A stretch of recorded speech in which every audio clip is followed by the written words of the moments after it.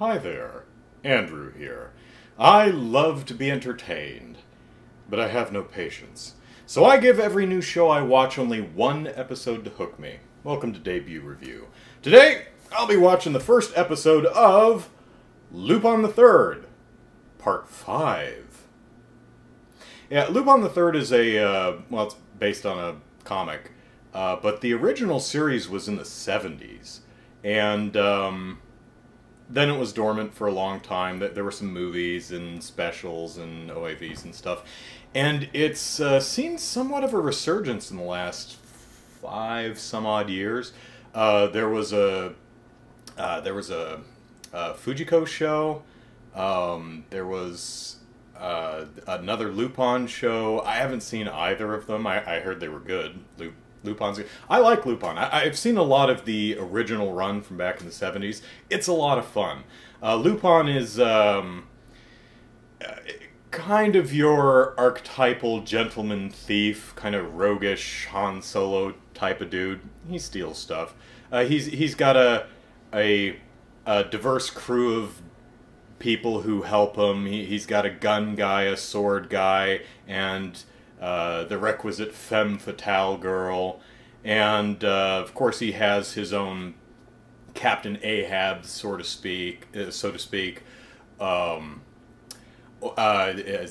who's the police guy, who's "I'll get you, Lupin," you know, that kind of thing. And it's a lot. It's action packed. It's a lot of fun. And the original creator's name is Monkey Punch. It's a pen name, obviously, but Monkey Punch. Never read works by his brother Donkey. So let's see what the new Lupin series says. One thing I'm actually curious about is it going to stay in the 60s and 70s aesthetic, or is it going to be more of a Lupin the Third in the modern day? If memory serves, I think like in the 90s or something they had a Lupin the Eighth or something, which were the descendants of Lupin and his crew. I've never seen it. I don't know anyone who has, and I have no idea how well received that was. So anyway, and we better have the same theme song, because the theme song is awesome. Lupin's current target, a key to a certain server facility. Okay, so server facility. That immediately answered my question. Thank you. So it looks like we'll be modern day Lupin. Oh, pardon me. That was gross. So server facility. Once obtained, the information of all the customers and their funds from the world's largest online bank will be in Lupin's hands. There, they find the developer of There, they find the developer of the security system of the bank, Amlita? Feels like there's a vowel missing, but Amlita. Lupin and Jigen successfully capture Amlita and bring her to their hideout. However, almost immediately upon their arrival, Zenigata and his men surround the place, being at a loss as to why their location was exposed so easily. They discover an online show going viral. The show's name, Arrest Lupin the Third. Oh, okay. I was gonna say, what the hell does that have to do with anything? Okay. Yeah, so definitely modern day. Poster. Does Lupin have an eye patch? What is that? He's wearing half of a pair of glasses? I don't know. I don't know. Well, the character models are certainly rocking their 70s looks. He's still got sideburns down to here. Characters look the same. I guess this person over on the right... Does she have a piece of Pocky in her mouth? No, that's just her hair curling in front of her face. I guess that's the Amlita. Okay, so, new Lupin. Let's check it out.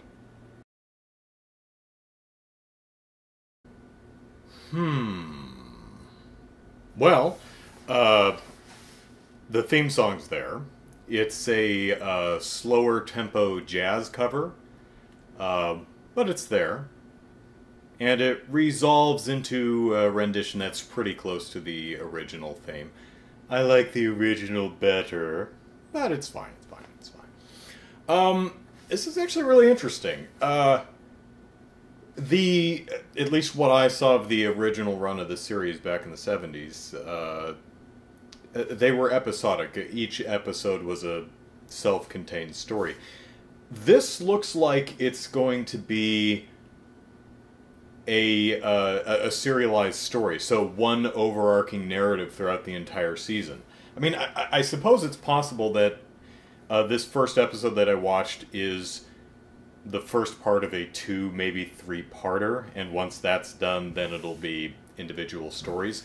But especially with the show description being what it was, the new character that's introduced is on the poster. I really get the sense that this season, series, whatever you want to call it, this version of Lupin is going to be one overarching continuous story episode to episode, which is something I've personally at least not seen in Lupin the Third before. It'll be interesting to see how well that works. I mean, I've seen longer form stories in, like, the movies, and those worked fine. But another thing that's interesting about this show is, while it takes place in modern day, even though a lot of the technology is more futuristic than even we have now, the monocle he's wearing on the poster, that's kind of a magic hacking device. It's I've never seen Doctor Who, from what I understand, it's the sonic screwdriver, you know, the gizmo that just does whatever.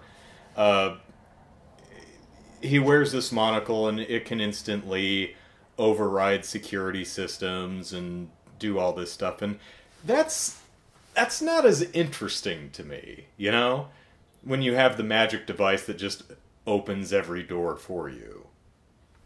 Not necessarily a terrible thing as long as it's used smartly, but when it was first introduced in this show, I was like, But the point I was getting at is, even though this takes place in modern day, the art style is still very heavily based in the aesthetics of the 70s show, especially in regards to line work, the character models, of course, and how they're drawn, and the color palette that's used. It's, as long as you're not put off by that aesthetic, I think it's an attractive work. And the funniest bit of this particular episode, the part that made me laugh, was he still drives that small, it's not a VW Bug, but it's that kind of small compact car, Fiat or something. And Goemon, the samurai sword-wielding dude of the group, comments that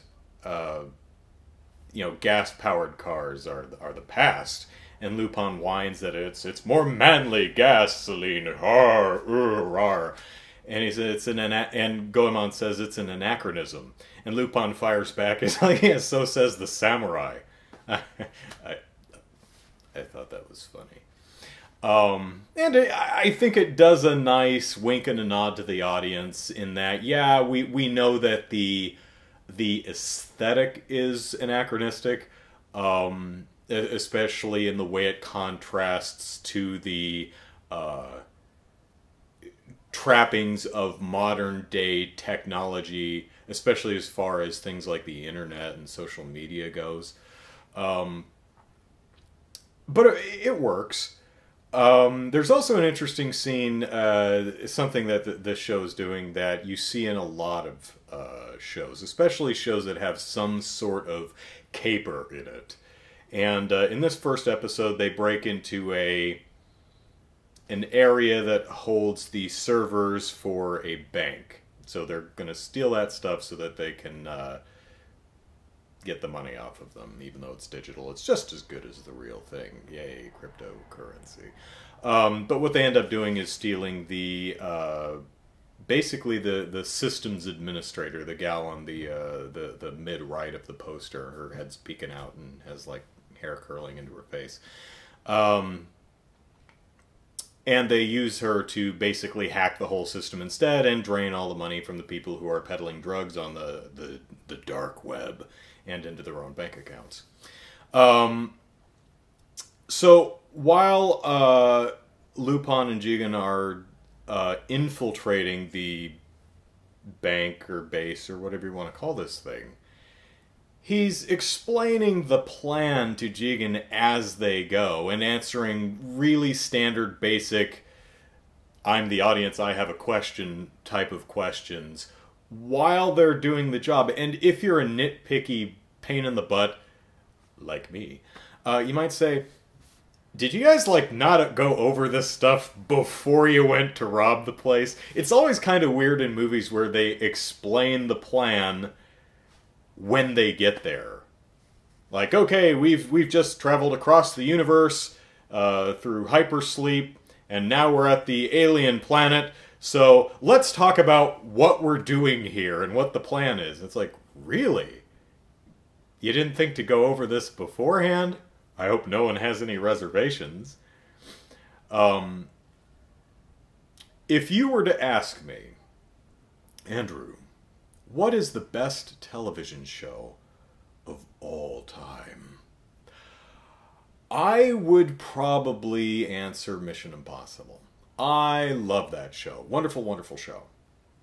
One thing that show does extraordinarily well is it doesn't do that thing where Jim Phelps, or Mr. Briggs if you're a season 1 person, explains the plan as they go. It's like, okay, now that we're at the hotel that we have just infiltrated to intercept the foreign dignitary who's coming into the thing, let's all explain what we're doing here. They don't do that.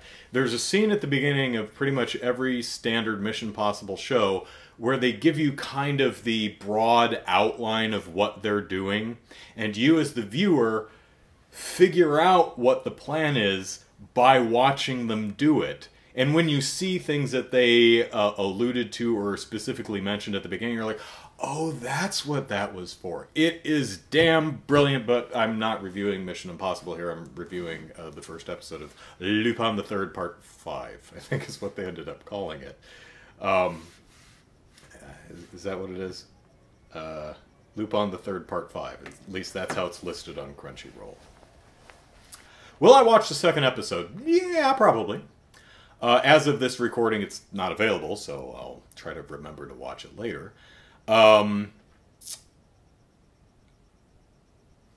if I'm being honest, I think I'm already in the bag for Lupin the Third. I'm already a fan of the property. I think that contributes a lot in my decision to watch the second episode. Had I never seen any of Lupin the Third, I probably would have watched this and been went, it's alright, it's cool. Might not have watched the second episode if I were not already a fan of the show. Which is not to say this first episode is bad. I just would say it's not truly strong by itself. It's fine. And if you're a fan, I think you'll be curious to see where they go. One, not a criticism that I have is the voice actors are different. I mean, it's been 40 years, what do you expect? But it kind of threw me for a loop listening to some of these characters and going like, that's not what they sound like. But I don't expect the voice actors, and I hope they're all still alive and doing well, but I wouldn't expect the same cast 40 years later. And a lot of these voices are markedly different. None of them struck me as bad performances. They're just different from what I'm used to from the show in the 70s. So, it takes some getting used to. But, an okay first episode and a pretty decent first episode if you're already a fan of Lupin the Third. So I personally, yeah, I'm interested to see where they go with this, and yeah. So bye.